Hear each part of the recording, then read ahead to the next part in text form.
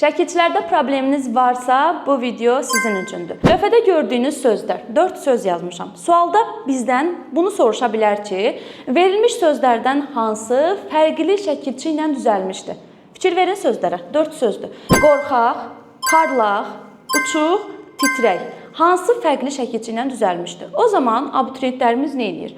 Şagirdlərimiz nə edir? Kök şəkilçiyə ayırır. Qorxmaqdan qorxaq, parlamaqdan parlaq. Ay mənim par da sözün kökünü par götürmədim. Əslində par var təqlidi söz olaraq. Nəysə biz ona fikir vermirik. Parlaq, uçmaqdan uçuq, titrəməkdən titrək.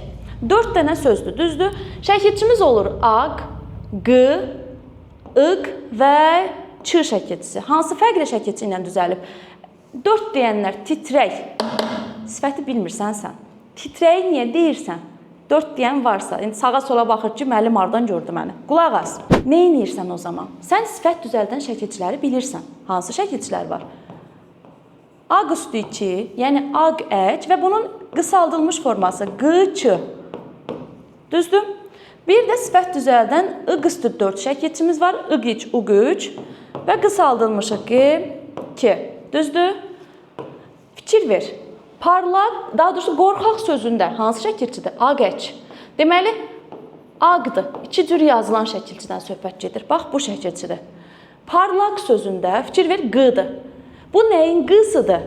Aq-əçin q-sıdır da. O zaman sən sözdən əvvəlki saitə fikir ver. A-nı görürsən, deməli bu aq-əçin q-sıdır. Sadəcə A-la bitdiyinə görə A-sı düşüb. Gəldik uçuq sözünə. Q-dan əvvəlki ıq-dır da. Aydın məsələ bilirsən ki, ıq üstü 4-dür. Aydındır. Baxırsan, titrəməkdə ç-dır. Ç. Bu ç nəyin ç-sıdır? Aq-əç. Özündən əvvəlki saitə bax, əç. Düzdür? Deməli, bu aq-əçin əçidir də, düzdür? 2 cür yazılan. Bax, aq-əç 2 cür yazılır. Parlaqda aq-əçin q-sıdır. 2 cür yazılandır. Titrəkdə əçin ç-sıdır. 2 cür yazılandır. Uçuqda isə 4 cür yazılan şəkilçidəndir. Iq-iç, uq-üç. Qapalı saiti görürsənsə, deməli doğru cavabın olur bu. Çünki 1, 2, 4-də açıq saitlərin şəkilçiləridir. Yəni açıq saitlərlə yazılan şəkilçilərdir. Bu isə qapalı saitdir. Doğru cavabımız olur 3. Bu tip izahlarımız faydalıdırsa bizim sınaqlar və mətn qruplarımıza qoşula bilərsiniz.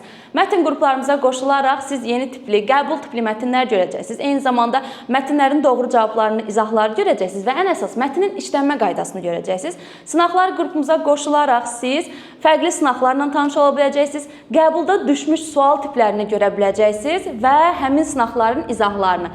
Bonus olaraq da onlayn qruplarımıza qoşularaq siz canlı yayımlarımızdan faydalana biləcəksiniz. Onlayn qruplarımıza qoşulmaq üçün 055 597 0151 nömrəsinə yazaraq qeydiyyatdan keçə bilərsiniz. Tələsin, yerlər məhduddur. Sağ olun.